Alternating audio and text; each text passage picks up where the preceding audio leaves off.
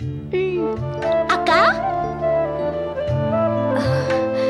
మంజు వస్తున్నట్లు ఒక్క మాటైనా చెప్పలేదేంటి వదినా? ఇది నీకే కాదు, మంజు కూడా పుట్టిల్లు. ఆ ఆడపిల్ల పుట్టింటికి రావడానికి చెప్పడం దేనికి? కూర్చో మంజు.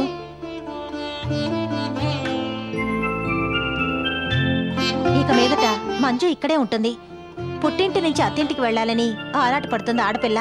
అత్తిల్లే లేనప్పుడు పుట్టింటికి రాక ఎక్కడికి వెళ్తుంది? మంజు ఇక్కడ ఉండడం కంటే మనకు కావాల్సిందేముంది వదినా? సూర్య అన్నయ్య కూడా ఇందుకు సంతోషిస్తాడు. జ్యోతి, ఓసారి లారమ్మా.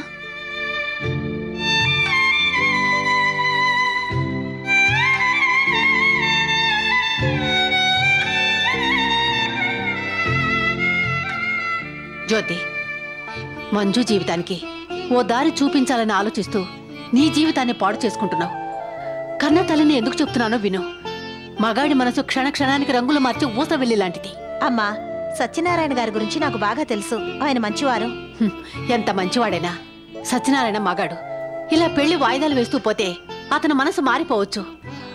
కలిసొచ్చిన అవకాశాన్ని వదులుకుంటే జీవితాంతం కష్టపడాల్సి వస్తుంది. అర్థం చేసుకో జ్యోతి. ఇప్పుడు తెల్లచీరతో మంజు ఇలా ఇంట్లో తిరుగుతుంటే మంజు గురించి ఆలోచించరా తప్ప నీ పెళ్లి గురించి నువ్వు మర్చిపోతావు. అవన్నీ ఆలోచించానమ్మా, నువ్వురా.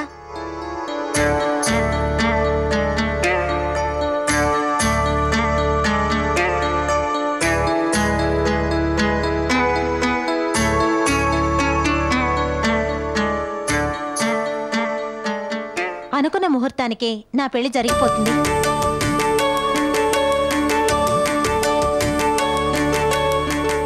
నా పెళ్లి గురించి మీరిక బెంగ పెట్టుకోనక్కర్లేదు. ఏమిటి జ్యోతి, ఏమిటి నువ్వనేది? మంజు ఇంట్లో ఉన్నా లేకపోయినా నా పెళ్లి జరిగిపోతుంది. నా పెళ్లికి మంజు అడ్డవుతుందని మీరనుకుంటున్నారు, కానీ నేను నీ పెళ్లికి ఒప్పుకోవడానికి కారణమే మంజు. అనుకున్న ముహూర్తానికి నా పెళ్లి జరిగిపోవాలని మీరెంతగా కోరుకుంటున్నారో మంజు కూడా అంతగా ఆరాటపడుతోంది. నేను ఈ పెళ్లి చేసుకోవడానికి ఒప్పుకుంటేనే ఇంట్లో అడుగు పెడతానంది మంజు. అన్నీ ఆలోచించి నేనే నిర్ణయానికి వచ్చాను. మీరింకేమీ ఆలోచించకుండా పెళ్లికి కావాల్సిన ఏర్పాట్లు చూడండి.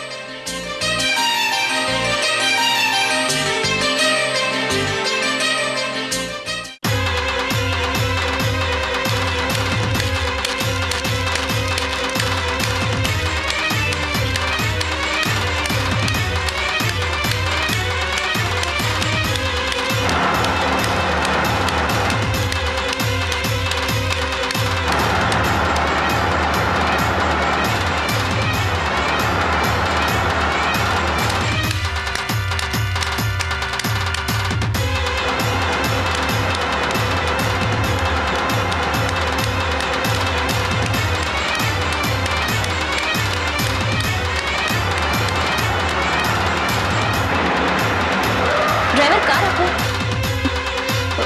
రివర్స్ వెళ్ళు.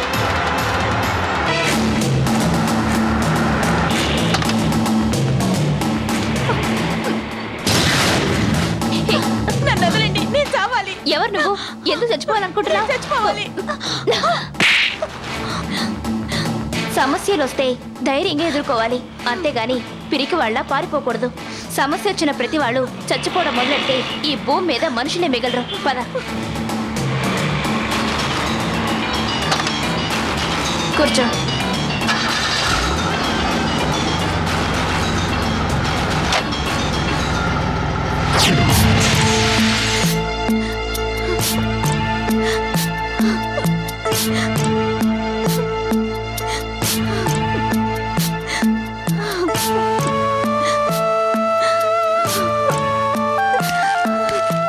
మేడం, బాబు మంచిని తీసుకురా. అలాగే.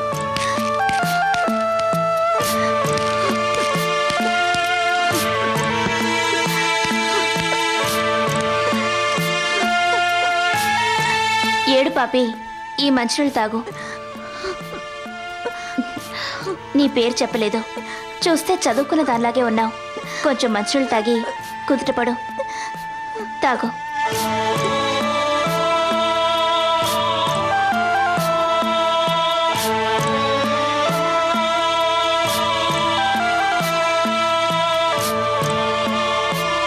నీ పేరేమిటి? ఎందుకు ఆత్మహత్య చేసుకోవాలనుకున్నావు? నా పేరు కీర్తి. డిగ్రీ చదువుకున్నాను, కంప్యూటర్ చేశాను. డిగ్రీ చదివి కంప్యూటర్ నేర్చుకున్న నీకు ఆత్మహత్య చేసుకోవాల్సిన అవసరం ఏమొచ్చింది? నా అలాంటి దురదృష్టవంతులు బ్రతకూడదు మేడం. అసలు నన్ను ఎందుకు కాపాడారు? బాధ మీద బాధ భరించి బ్రతకడం కంటే ఒక్కసారి చచ్చిపోతే నయం. ఏ బాధ ఉండదు. నీకొచ్చిన బాధ ఏమిటో చెప్పు.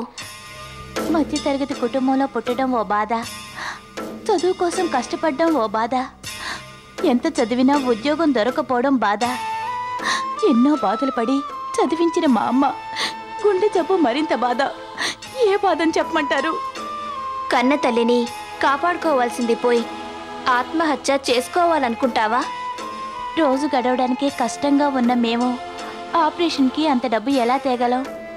ఎన్ని ప్రయత్నాలు చేసినా ఒక చిన్న ఉద్యోగం కూడా దొరకలేదు. ఎవరిని అడిగినా పైసా పుట్టలేదు. ఇటువంటి పరిస్థితుల్లో ఏం చెయ్యాలో తెలియక ఆత్మహత్య చేసుకుందాం అనుకున్నావు. ప్రతి ఒక్కరికి బాధలు సమస్యలు ఉంటాయి. అంత మాత్రాన వాటికి భయపడి ఆత్మహత్య చేసుకోవడం పిరికితనం, చేతకానితనం.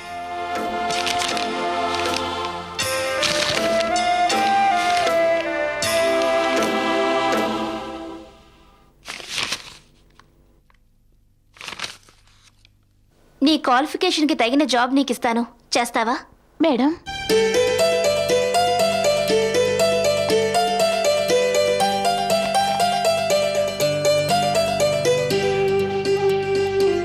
సూర్య, చెప్పిందిరా. సూర్య, మన కంపెనీ పర్సనల్ డిపార్ట్మెంట్లో వేకెన్సీ ఉంది కదా? అవును, ఒక అకౌంటెంట్ పోస్ట్ మాత్రం ఖాళీగా ఉంది. నేను ఒక అమ్మాయిని పంపిస్తున్నాను. ఆ అమ్మాయి పేరు కీర్తి. బీకామ్ పాస్ అయింది, కంప్యూటర్ నాలెడ్జ్ ఉంది. ఆ సర్టిఫికెట్స్ నువ్వు ఒకసారి చూడు. ఈ అమ్మాయికి ఆ జాబ్ ఇద్దాం. ఓకే. ఓకే. చూడు కీర్తి, ఆత్మహత్య సమస్యకు పరిష్కారం చూపదు. సమస్యకు ఎదురు నిలిచి ధైర్యంగా పోరాడగలిగితేనే జీవితానికి అర్థం పరమార్థం. నువ్వు రేపే వచ్చి జాయిన్ కావచ్చు. Thanks madam. వెళ్ళి మేనేజర్ సూర్యని చూడు.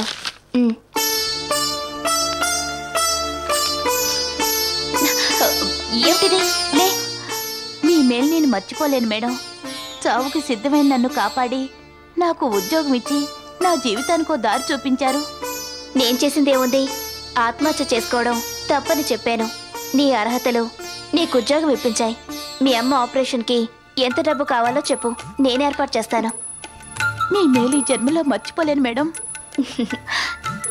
All the best.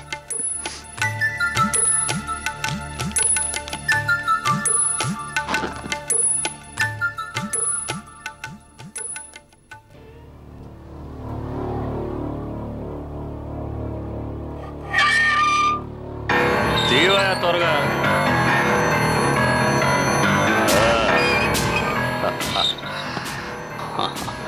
సార్, నాకేదో కొత్తగా అనిపిస్తోంది. ఏంటి, మళ్ళీ లోపలికి వెళ్తావా?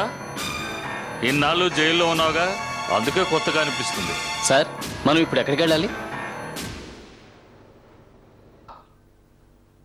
ఎక్కడికి వెళ్ళాలో ఏం చేయాలో నాకేం అర్థం కావడం లేదు.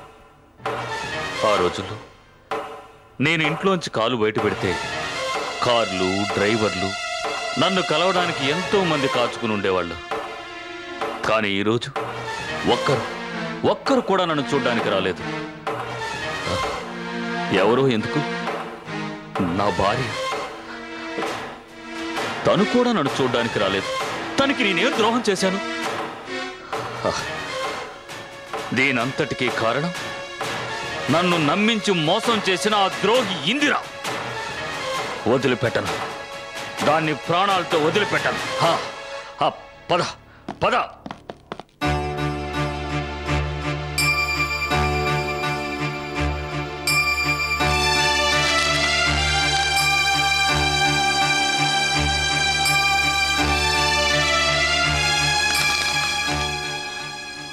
ఏమిటి జ్యోతి? మీతో ఓ పర్సనల్ విషయం మాట్లాడాలి. కూర్చో.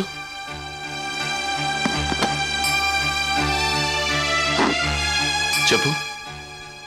నిశ్చితార్థం రోజు అనుకున్న ముహూర్తానికే మన పెళ్లి జరిగిపోవాలి. ఏమిటి జ్యోతి నువ్వు అనేది? అవునండి. మంజు పరిస్థితి చక్కదిద్దాలని ఆ రోజు పెళ్లికి 2 ఏళ్లు వాయిదా కోరాను. ఇప్పుడు అవసరం లేదు. మళ్ళీ నిర్ణయం మార్చుకుంటున్నావు? ఏం జరిగింది జ్యోతి? మంజు జీవితం గురించి నేను ఆలోచించి తీసుకున్న నిర్ణయం మంజుకి నచ్చలేదు. అనుకున్న ముహూర్తానికి మన పెళ్లి జరిగిపోవాలని మంజు కోరుకుంటోంది. అలా జరిగితేనే సంతోషంగా ఉంటాను అంటోంది. మంజు సంతోషం కోసమే నా నిర్ణయం మార్చుకున్నాను. మంజు ఇప్పుడు మా ఇంట్లోనే ఉంటోంది. అలాగా? పోనీలే. ఒంటరిగా ఉంటూ అనుక్షణం భర్తను తలుచుకుంటూ బాధపడటం కంటే అందరితో కలిసి మీ ఇంట్లో ఉంటే మంజు కాస్త స్థిమితంగా ఉండగలుగుతుంది. చిన్న వయసులోనే మంజు జీవితం ఇలా అయినందుకు నువ్వే కాదు, నేను కూడా బాధపడుతున్నాను. మన పెళ్లి జరగడం వల్ల మంజుకి సంతోషం కలుగుతుంది అంటే అంతకన్నా కావాల్సిందే ఉంది. మన పెళ్లి జరిగిన తర్వాత మంజు గురించి ఆలోచిద్దాం. మనకి మంజు మంచిగా కావాల్సింది. సత్యనారాయణ గారు, కాసేపు పెళ్లి ఒప్పుకొని కాసేపు వాయిదా వేసి మళ్ళీ అదే ముహూర్తానికి పెళ్లి చేసుకుంటానని మిమ్మల్ని ఇబ్బంది పెడుతున్నందుకు నన్ను క్షమించండి. క్షమాపణ ఎందుకు జ్యోతి? మంజు పరిస్థితి గురించి ఆలోచించి నువ్వు అలా నిర్ణయం తీసుకున్నావు. నీ పరిస్థితిలో నేనున్నా అలాగే ప్రవర్తించేవాణ్ణి. నన్ను అర్థం చేసుకున్నందుకు చాలా సంతోషం. పెళ్లికి కావాల్సిన ఏర్పాట్లు చూడండి. అలాగే.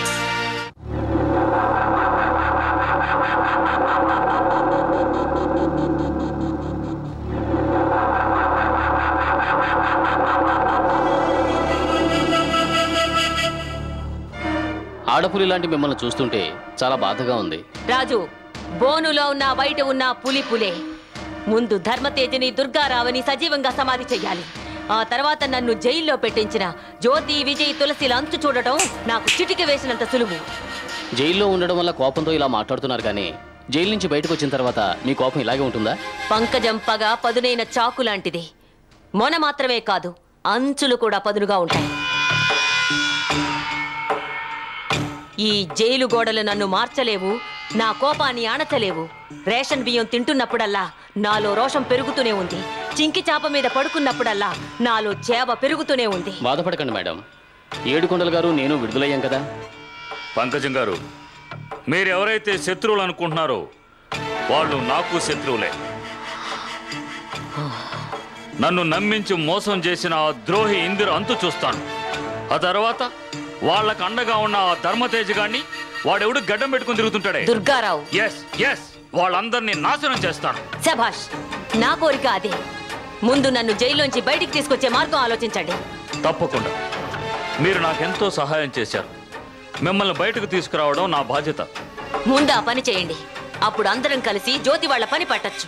పంకజం గారు, వాళ్ళ తలరాతలు రాసింది బ్రహ్మదేవుడు కాదు, నేను. వాళ్లకు తీర్పు ఇవ్వబోయేది జడ్జి కాదు, నేనే. ఈ 7 కొండలు ఇవ్వబోయే తీర్పు ఎంత క్రూరంగా ఉంటుందో వాళ్ళకి తెలియపరుస్తాను. మీరు ధైర్యంగా ఉండండి. మేడం, టైం అయింది, రండి. ఓకే, అలాగే పద. పద.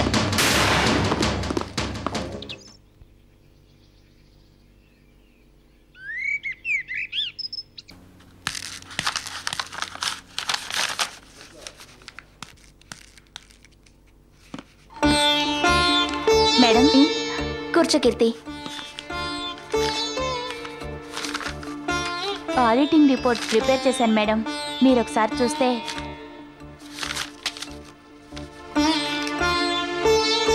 ఆడిటింగ్కి ఇంకా టైం ఉంది, తర్వాత చూడొచ్చు. మీ అమ్మగారికి ఇప్పుడు ఎలా ఉంది? సమయానికి మీరు డబ్బు సహాయం చేయబట్టి ఆపరేషన్ జరిగింది. మా అమ్మకు ఏ ప్రమాదం లేదని డాక్టర్స్ చెప్పారు.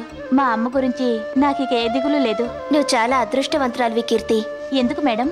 అమ్మ అంటే అనురాగం, అమ్మ అంటే అభిమానం, అమ్మ అంటే ఆత్మీయత. అమ్మ కన్నా గొప్పది ప్రపంచంలో మరేదీ లేదు. అలాంటి అమ్మ ప్రేమ పొందగలుగుతున్నావు.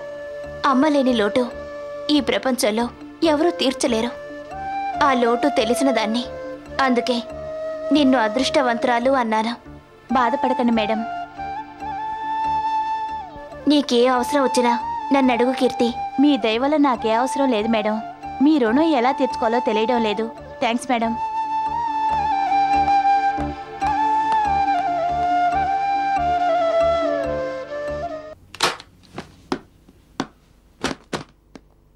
సుగుణా,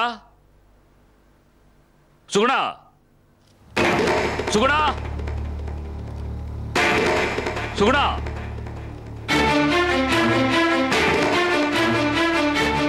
జైల్లోంచి విడుదలై వచ్చాడా? తప్పించుకొని పారిపోయి వచ్చాడా? ఏంటి ఇంత గట్టిగా పిలుస్తున్నా నీకు వినిపించలేదా? సుగుణ నిన్నే. మంచినీళ్ళు తాగండి. ఏంటి ఇంటికొచ్చిన వాళ్ళకి మర్యాద? కాదు, ఇందాకటి నుంచి గొంతు చించుకొని అరుస్తున్నారు కదా, మీ గొంతు తడారిపోయి ఉంటుందేమోనని. సుగుణ గట్టిగా అరిచి ఆవేశం తెచ్చుకోవద్దు. గుండె నొప్పి అని చెప్పిన అబద్ధం నిజం చేసుకోవద్దు. ఇంతకీ ఎందుకొచ్చారు? ఎందుకు వచ్చానా?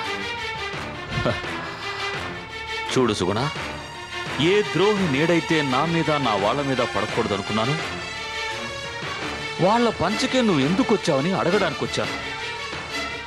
నువ్వు ఏ దిక్కు ముక్కు లేని దానిలాగా దీని కొంపలో పడి ఉండడం కంటే ఏ అనాథ ఆశ్రయంలో ఉన్నా కూడా నేను సంతోషించేవాడిని. అనాథాశ్రమంలోనే ఉన్నాను, కానీ ఇందిరా భువనేశ్వరి గారు నా మీద జాలిపడి ఇక్కడికి తీసుకొచ్చారు. సుగుణ, నేను నిన్నొక విషయం అడుగుతాను, సమాధానం చెప్తావా? ఎప్పుడో నాకు పెళ్లిగాక ముందు ప్రేమ పేరుతో భువనేశ్వరి బ్రతుకు పాడు చేశానని, ఆ భువనేశ్వర్కి దాని కూతురు ఇందిరకి నా మీద పగ ద్వేషం ఉండవచ్చు. కానీ పెళ్ళైన తర్వాత నీకు నేనేం అన్యాయం చేశాను? ఆ తర్వాత ఏమైనా తప్పు చేశానా? నువ్వు ఎందుకు ఇలా మారావు?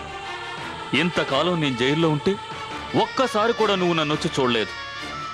ఈరోజు శత్రువుల పంచలో చేరి నన్నెందుకు ఇలా సాధిస్తున్నావు? ఈ ప్రశ్నలకు సమాధానాలు మీ దగ్గరే ఉన్నాయి. నాకేం అన్యాయం చేశారో మీకు తెలీదా?